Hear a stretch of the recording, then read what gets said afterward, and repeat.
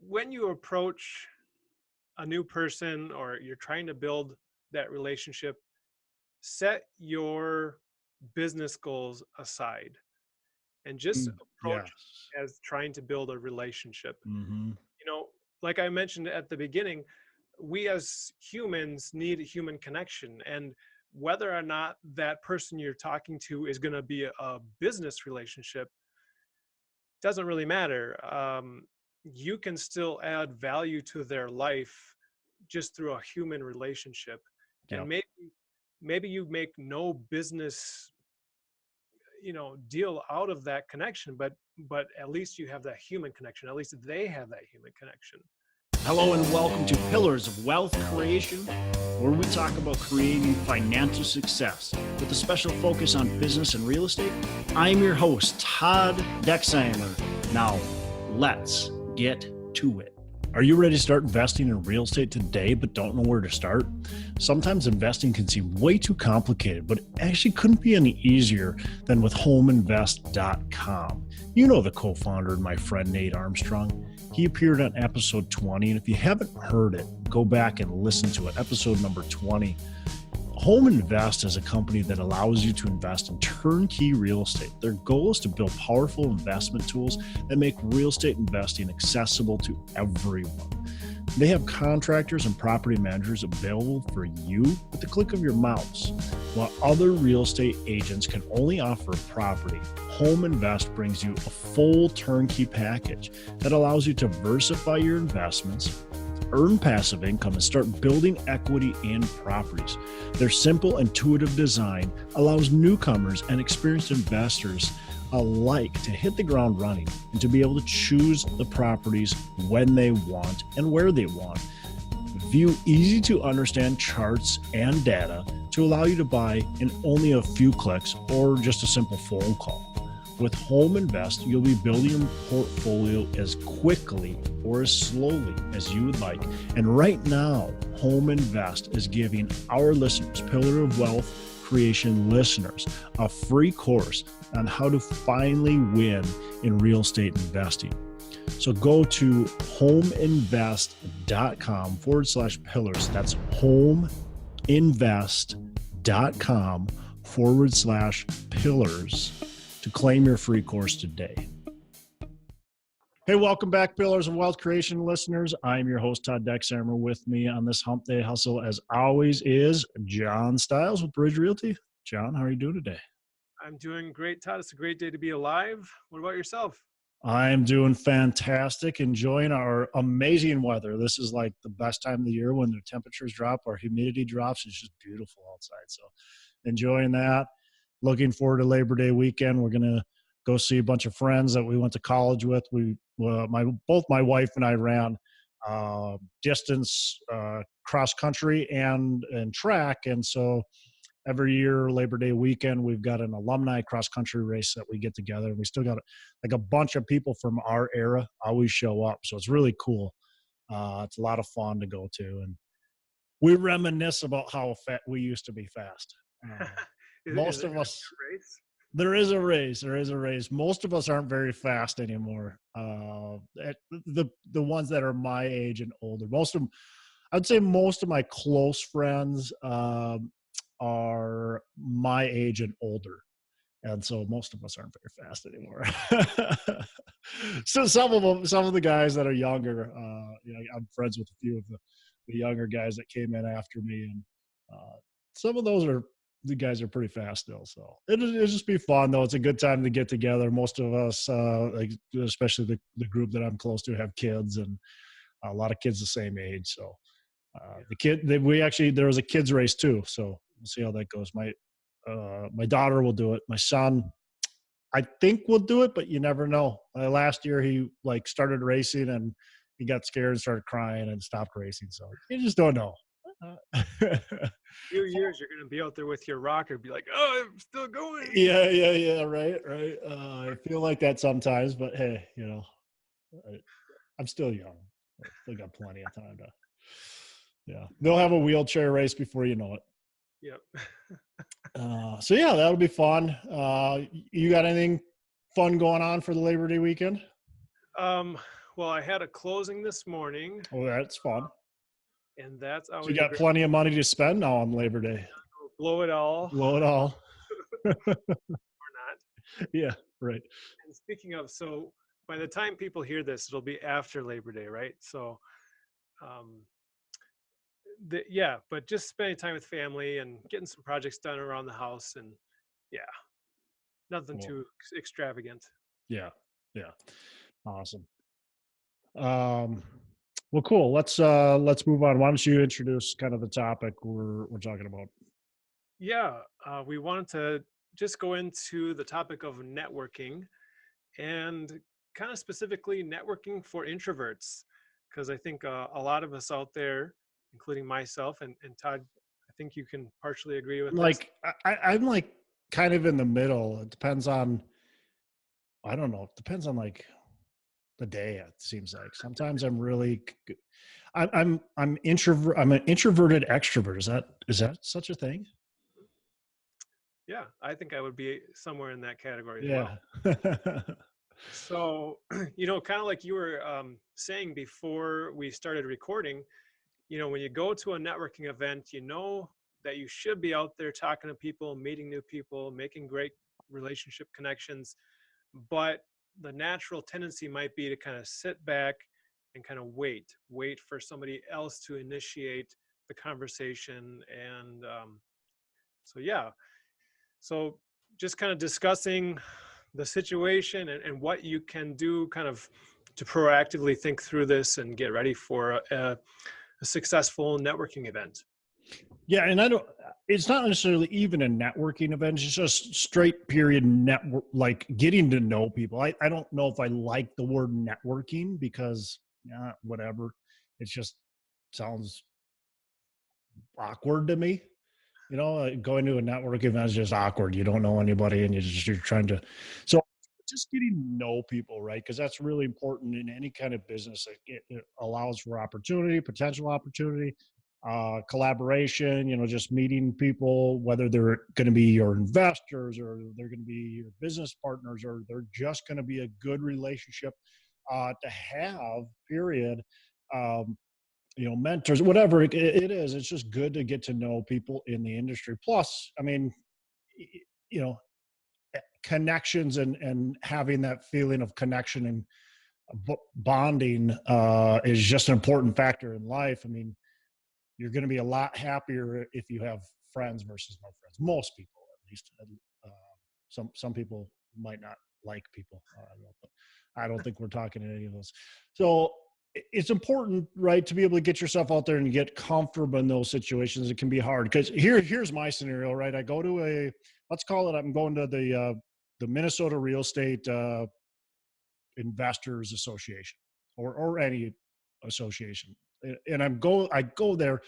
I show up late, right? Because, and this is my scenario, this is what I do almost every time. I show up late because I don't want to be the first person there. I want to be one of the last people there because that's just how I am, right? I mean, so I want everybody to be there. So I show up and I kind of go into the room and walk around and pretend like I'm kind of busy.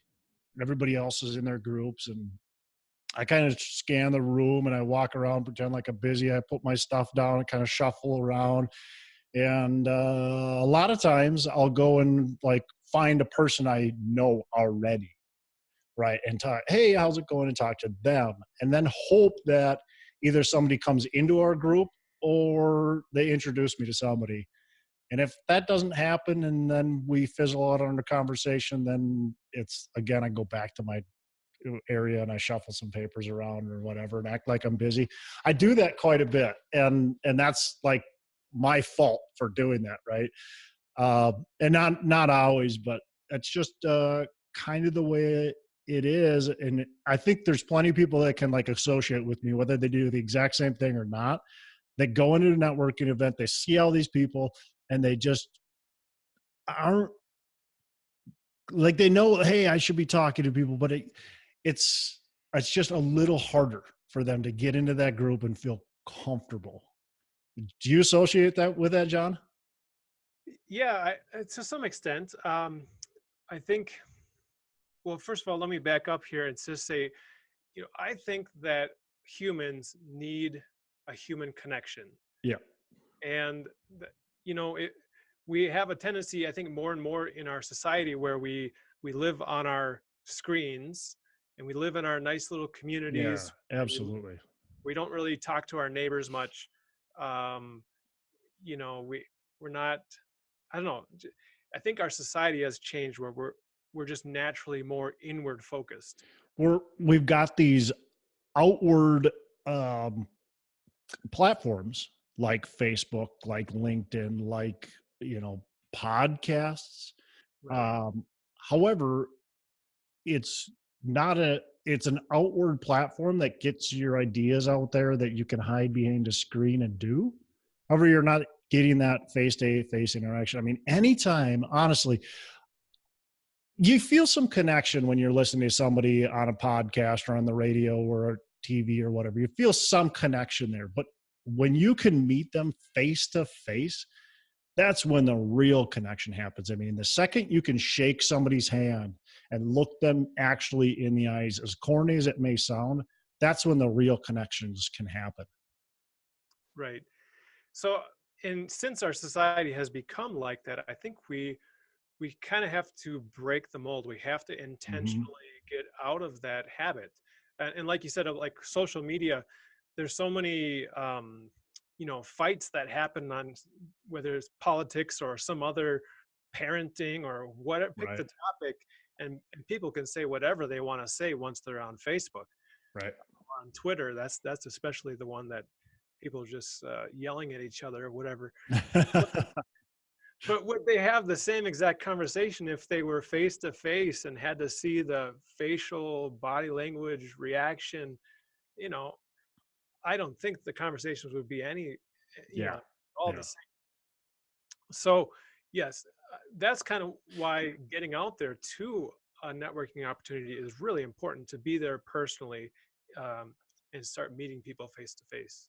Yeah, absolutely. And that behind the screen, some part of me says, well, that's good because then people actually can get their opinion out there and they don't feel intimidated. Because when you're face to face, sometimes people feel intimidated, like they can't hurt anybody's feelings. But if they're behind the screen, they don't care if they hurt feelings because they're behind a screen and nobody can actually look at them and, punch them in the face or yell at them verbally. So they just, do it behind a screen. So that's maybe good to an extent, but it's also can be damaging as well. So face to face is definitely the best interaction and the truest interaction. I mean, I get investors that reach out to me because of either this podcast or being on other podcasts or whatever. But I always have a minimum of a phone conversation with them. And I really like to have like a face-to-face conversation. So right now I've got quite a few investors that are kind of in the Bay Area. And my goal right now is within the next 6 months, I'm going to fly out to San Francisco and I'm going to put on a couple networking events, and I'm just going to try to meet as many of those investors / potential investors as I possibly can, because I think that's really important. If you are thinking about putting money into one of my deals, I would personally enjoy meeting you. And now people do deals without meeting me, but uh, at the same time, it's just much nicer when we've already met, when we know each other, when I can shake your hand and you can just feel that sense of connection with the person you're doing business with. I mean, obviously, you're not always going to be able to do that. I've got investors from not every state, but a lot of different states. I can't fly to every single state, but still, it's just nicer to have that connection. Anyways, so how do we go about? Let's just call it. We're going to this conference. The reason why I thought of this topic is because I mentioned it last week. I was at the Rod Cleef conference and he put that on, and there wasn't tons of like setup networking, which is Rod did a fantastic job. I'm not trying to put Rod down at all. He did an amazing job at his conference. I thought it was really good, full of energy. Rod does an absolutely great job. But the one thing that was missing, in my opinion, was the networking aspect, because He had so much content. He was just throwing the content out there and out there and out there, and he didn't have enough breaks. And the breaks that happened were just like, go to the bathroom, come back. We want you back quickly. What I like is that, we've got this conference and we're going to have a break, and we're going to purposefully set up networking groups on those. And there's conferences that do that. And so it's great to meet people. And even in Rod's conference, I met a lot of people. So it was really good. So for going to the conference, we know nobody, or maybe know a couple people. How do we go about networking? And that, I think that's almost the most dangerous part, is if you know people. If you're introverted and you know people, that can be the worst thing, because you're only going to talk to those people that you know oftentimes, and you're not going to meet new connections. So how do we go about making new connections purposefully at a conference? What do we do? Yeah. Well, one thing I would say is, if you have the chance to organize an event like that, to think through this ahead of time, and to think about those people who are introverts, who aren't going to step out there and initiate the conversation. But if you can, not each breakout session has to be like this, but if you have at least one breakout session where you give the questions that should be asked, like, go up to one person, ask them what's their favorite thing to do when they're not working. You know, I don't know, you could come up with a list of questions. Right. How long have they been in real estate, or whatever, specific convention you're going to, or whatever it is. Yep. Yep. um, a couple of 3 points that you prepare the conversation with. And then if you've set it up and everybody has that expectation, then it's not so awkward, like, oh, who should I go up to? What am I going to say? What are they going to think? Everybody has the same expectation, that you're supposed to go up to X number of people and you're supposed to ask these questions. And that's kind of just like the icebreaker. Hopefully the conversation and relationship can go much deeper than that. Evolves. Right. So you have to leave room and time to go beyond that. But at least if you, as a event organizer, can prepare and set the stage that way, I think that can be very helpful. And actually suggesting that to event organizers can be helpful as well. Say, hey, I'm looking forward to your conference. This has been successful in the past. Would you consider doing something like that? Might actually, be a good thing to do. Not necessarily will they do it, but if they have the opportunity to, they potentially will if they like the idea. I went to the Best Ever conference last year, and that was set up a lot like that. They had a lot of breakout sessions, and they did it purposefully. They, if you're interested in multifamily, go to this whatever area, follow this flag. They had a person that would like carry a flag and bring you over there. If you're interested in self-storage, go here. And then they had other ones where like they actually broke you up into, if you live or invest in this region, go to this spot. If you live and invest in this region, go to this spot. And so they did like different types of breakouts, but they always, maybe not always, but most of the time they had you purposefully in a group and to try to create those connections, like you were saying, and on certain topics and things like that. So it was just easier to talk about those things and network with the people you wanted to network with. Yep. And then if you're going to something where maybe they don't have that already, you can still prepare yourself. There's kind of like a mind game that can go on ahead of time. First of all, make sure you're in a positive mood. Whatever negative things may have happened, put those in their place. Get sleep. Get sleep the day before. It's always hard networking when you're trying to keep your eyes open. Right. Or yawning every other minute when somebody's talking, yawning at them is the worst. Right. By the way, I'm guilty. I've been there. Yeah. When you're traveling, especially, you gotta plan ahead for that. Yeah. You can't always control it too, but do what you can. But that's why you gotta, start your day right with getting your mindset correct with that. Yeah. And then prepare a few questions, and I think I'm naturally an introvert, so I actually read a book a while ago, long time ago, just about small talk. How do you have small talk? I don't remember anything from the book, but just It's a great book. yeah, it's a great book. But and I think it's easier for me now, uh, now that I'm older. I can talk about kids. I can talk about Yeah. my job. I can talk about my neighborhood or something. It was harder for me as a younger person with not as much life experience and Yeah. you Yeah. know No not so business experience. right. Right.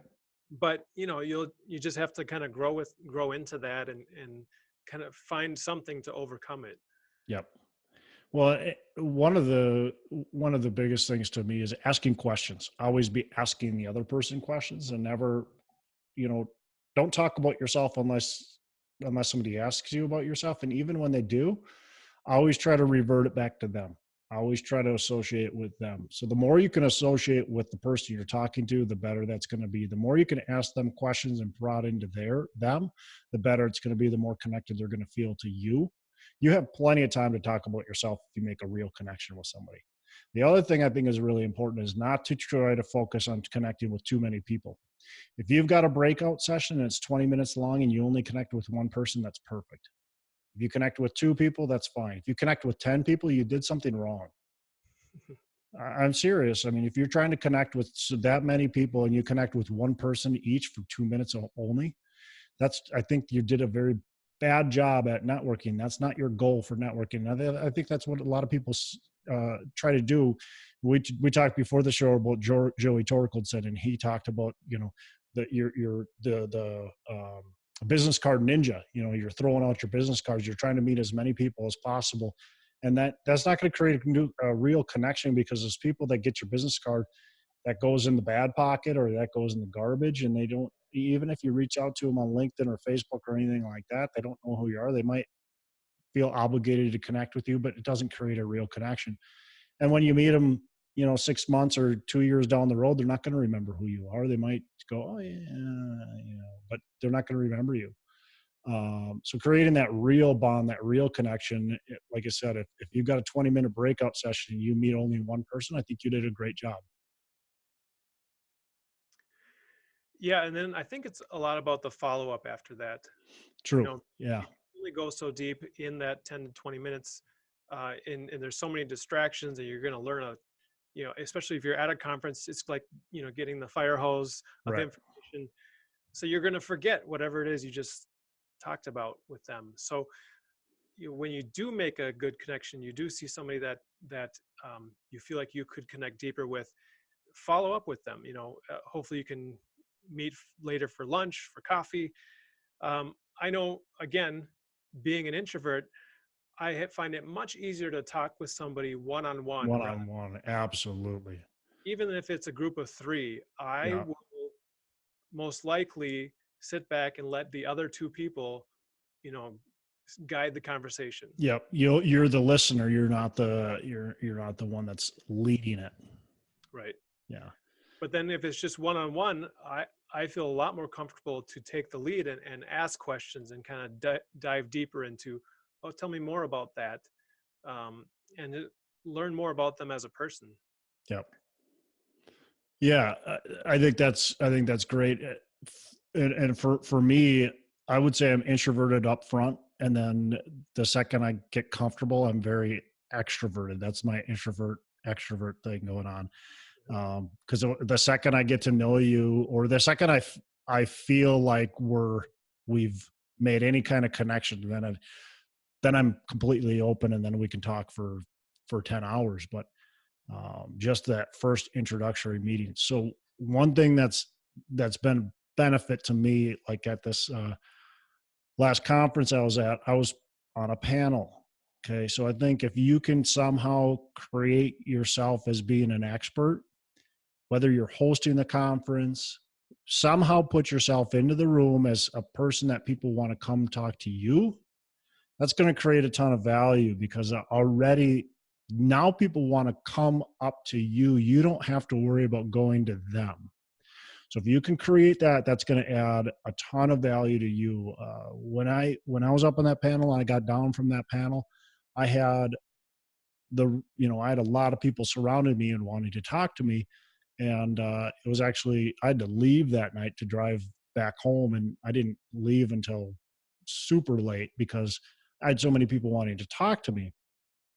And that only happened because I was part of a panel Mm. and because I positioned myself as an expert. And so if you can do that any way or fashion, be part of the conference, maybe help out in the conference, something somehow, get people to see that you're, um, in charge, or you're an expert, or you're involved.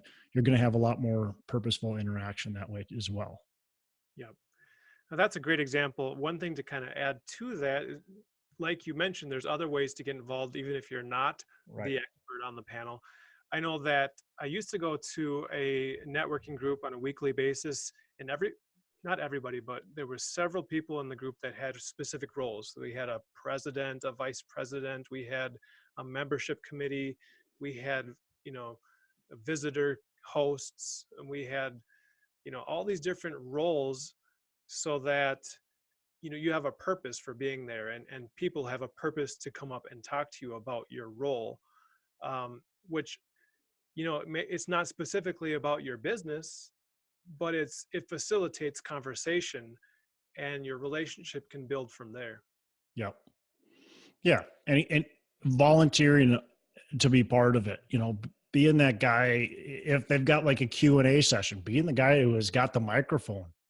People will come talk to you before and after that event because they know somehow, I mean, it doesn't, they just perceive you as knowing more, or being involved more in this, and so they want to be around that.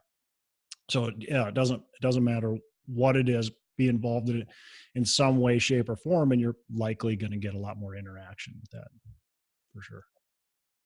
Hey, I want to interrupt this episode real quick to talk to you about Nate Armstrong, our sponsor, Nate Armstrong. He's with homeinvest.com, and you want to get to know Nate. So go to homeinvest.com and just connect with Nate, talk to him, learn about his operation, what he's got going on. He's a turnkey provider, and it may not be right for you, but it could be the perfect fit. So it doesn't hurt. It's a free call, consultation, just to figure out, what they do, what they have to offer. And worst case is you're going to meet a great person who's really well educated in real estate. He's done a ton of different real estate strategies, and probably is going to teach you a little bit, even on a short conversation with him. So go to homeinvest.com and connect with Nate's company. You're definitely not going to be disappointed. It's worth it. So thanks, and we'll get back to our show. Anything else, John, that you think you do that helps in this kind of topic? Yeah, actually, two different things come to mind, and not necessarily that I'm the doing this 100% the right way, but if you can approach No, it. see, but you are the expert, and we're the experts are the introverts. The experts aren't the extroverts. So that's why we're trying to tell people how to do it. If you're an extrovert, you've already stopped listening to this a long time ago, because you don't even need to think about it. You just go to an event, and like, people attract. My son, man, I guarantee, like right now, he goes to any event and everybody surrounds him. I don't know how or why. He's 5 years old, and the freaking world like surrounds him and wants to be around him. And he just has to like laugh at everybody's like all over him. So some people have that, other people don't. And so we're not talking to the extroverts right now. So that's why we're the experts.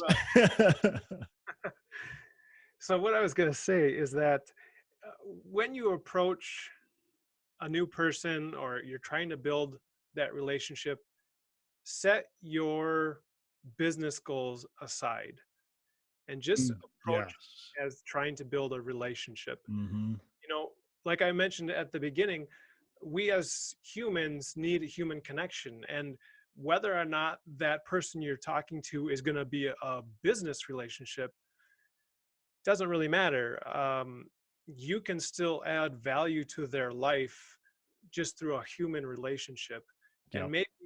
maybe you make no business, deal out of that connection, but at least you have that human connection. At least they have that human connection. Yep. So If you approach every interaction that you have as this is somehow going to add value to my life, whether it's in business, whether it's personal, whether it's maybe it's even a simple introduction to somebody else that's going to have a good relationship. It doesn't matter. But if you treat every connection like that, like this is somehow going to add value to my life and I'm going to be able to add value to their life, you're going to have a lot more success than if it's maybe this person is my next business partner, or maybe this person is my next I hope they're my next investor. And then when you talk to them and you find out they've got $1.50 in their name, then you're disappointed. Well, it's because you went about it trying to get something out of it. You mhm, shouldn't go about it trying to get something. right. Naturally, things happen. It's so funny how many people I talk to. I've talked to people before and made a great connection with them and had no freaking clue they had $1 in their name. And all of a sudden they're wanting, and this is, I, I had it where I talked to a guy. We talked for a while. We made a great connection. This was at a conference, stayed in contact a little bit. And now he's invested a pretty sizable chunk of money in one of my deals. And I had no clue. Like I didn't even think he would be a potential invest. Like that didn't even cross my mind. Mhm. And yet, and that's actually quite a few of my investors never crossed my mind that they would invest in one of my deals. And I'm not approaching it like that. I don't even approach it as, like you said, you don't approach it as you're going to do business with them. It's just, look, if we can make a great connection, if we can get to know each other, somehow it's going to benefit me. Somehow it's going to benefit you. And so if you approach it like that, I think you're going to have a lot more success. Yeah. And if you're doing the opposite, I think people will see right through it. Yeah. You come Yeah. across salesy, and people don't like to be approached by salesy people. Hmm. That's the other thing. Never, I think it's awkward when um, I think it's awkward when you either ask, um, to do business with somebody right away, like, hey, this is what I do. Are you interested in it? Like, that's awkward to me when people do that. It's also awkward to me when people say, I'd love to help you out, blah, blah, blah. And it's the first time I've met them and I have no clue about who they are. And it's not like they meant it in a harmful way. So I'm never like offended by it. I'm never mad at them for it. But it's just like, I don't really know what you're good at. I don't ask me the first time we met if you can, you know, help me. Let's build a relationship and then let it evolve into that. I think that's better approach than being too upfront and with somebody like that. Yep. And it might work for some people, right? It just doesn't work for me because I need to know. I need to know a little bit about you. I need to be able to trust you, and then I'm happy to work with you if it's a fit. You know, so it's kind for somebody to offer uh, help, but it's also difficult to know what they're good at and know if it's a fit. Mhm. So, yeah. Yeah. And then just the other point I wanted to mention is I think that we can deepen our human relationships through shared experiences. So it's one thing to go to a network meeting and then talk about business, but how deep is that really? But like when we're kids, we're in sports together and we're good friends with our teammates, or maybe in choir, or whatever those different extracurricular activities are. But what do we have now as adults that we're doing for fun, Right. uh, where we can interact with other adults and you know have deep relationships? Yep. So. I agree, and that's why I think it's really important to be asking questions. I met a guy at the last conference that his kids are in hockey. He played hockey. He's from Canada, and um, I love hockey. Like, that's my favorite sport, probably by far. And so we had that hockey connection. We talked about hockey more than we talked about real estate. And that's not the only thing that interests me, but that's, people that have that connection. It's always nice to know, if somebody likes to hunt, well, okay, great. Now we can talk about that. And what happens if you don't have anything in common with them? Well, first of all, I find that hard to believe. You don't have anything in common with them that you can talk about, because you maybe both have kids.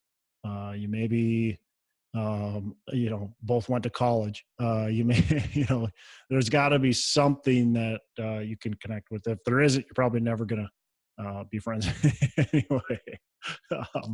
But yeah, usually there's something that you can have in common that you can connect with, and then you can, continue that conversation. So, Mhm.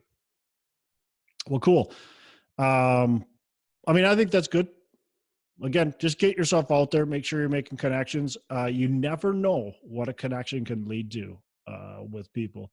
Like I said, it could just be as simple as they like you. Maybe they'll never do business with you, but maybe they introduce you to somebody else that's really powerful in your life. Maybe, who knows? Or maybe you can help them out a certain way, and it's going to make, a big impact in your life. So you never know. Making those connections are really important. So when you're at networking events, try not to be the guy that comes in, shuffles his papers and looks busy, and then scans the room and you know, pretends like nobody's there. So, Sounds good. And one other thing that you kind of alluded to earlier is that take the opportunity to introduce other people to, yeah, for sure. because like you mentioned, you're just hoping that somebody would introduce you. Well, do that for somebody else. So I don't know, just one more thing. Hey, one thing I wanted to mention, John, I wanted to talk about this a little bit today on my podcast. I've talked about it before. I had a contractor. I'm selling one of my single family houses that was a rental for uh, probably since 2011 or so. And I need the thing painted, and my current painter is really busy, doesn't have time for it. So I've been calling other painters, and I got another painter to go over there, and he was going to paint the house, and he wanted a down payment. And I said, well, look, I'll pay for the paint, but I'm not going to give you a down payment. He said, well, then we don't have a deal. I can't go into your house and paint it without a down payment. And I said, well, it's just labor. You said it was only a 4 to 5 day job. I'll give you payment once you're done. If you need, I even told him, look, if you need payment earlier, I'll meet you over there when you think you're halfway done, and I can give you at least a third payment so you can, continue. And I said, I'll give you, we can sign a lien, or not a lien, but a contract that gives you lien rights and all that kind of stuff. Nope. He needs down payment. That's it. He doesn't do business unless he gets a down payment. And I just finally just had to say, look, we're not going to do business with each other.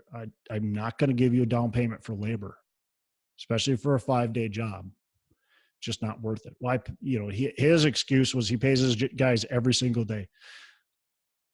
I don't want people in my property that you have to pay every day. Mhm. So I didn't tell him that because I just didn't want to be, disrespectful. It was just, hey, sorry, I'm not going to give you a down payment. So we ended up splitting or parting ways and not doing business with them. But just to me, something that I want the listeners to know is I would never give somebody a down payment for labor, because Well, why? Have you ever worked for a company that's given you a down payment before you started to go to work for them? I don't think so. I think most companies they'll make you work for at least 3 weeks before they give you your first paycheck. They're usually a week behind on that. So I would be very hesitant to give anybody a down payment on labor. Pay for the materials if you want, but pay directly on those materials, and then walk away if they say they won't do it without a down payment. Yeah, I think it's a tough conversation to have for some of us, but it's important because there's so many chances for you to get burned, especially if you don't know this contractor.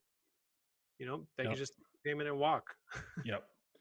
Yeah, exactly. And what's their incentive to start working? You already paid them. What's your incentive to start working? What can you do about it? Can you bring them to court? Sure, you bring them to court, but that's going to cost you more time and money than it's really worth typically. Mhm. So, they just walk away with your money and you're done, and you wash your hands and lose, $2,500 or whatever it is. I don't know. It's not worth it. That's the importance also of getting multiple bids. Get 5, 6, 7, 8 bids, whatever you need to get. And I should have had that conversation, frankly, up front with this guy before he even went to the house. That would have saved us even more time, but I didn't. And so that's a lesson for me is make sure. And oftentimes I do. Usually I try to say, this is our payment arrangement. This is what we do. But I didn't with this one. I just needed to get the paint job done. And basically, this guy was all set up to paint, and then he wanted his down payment.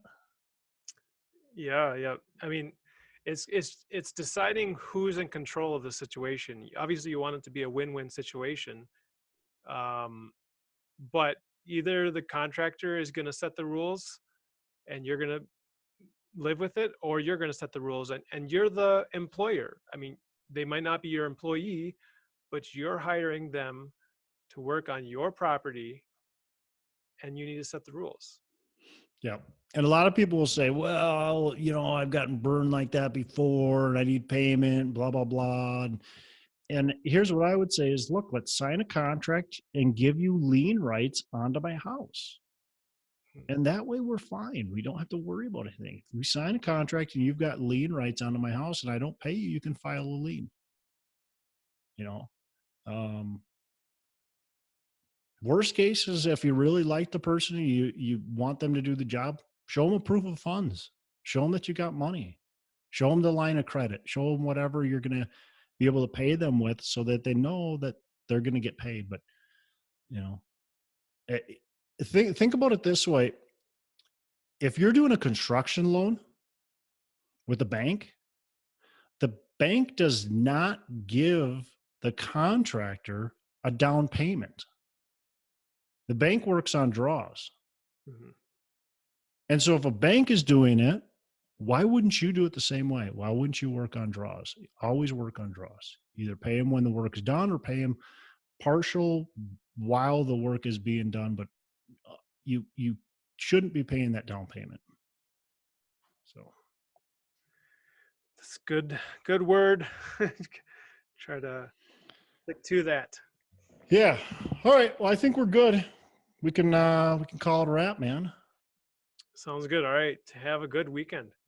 Yeah, John, you too. And don't forget, make every day Saturday. Are you ready to start investing in real estate today, but don't know where to start?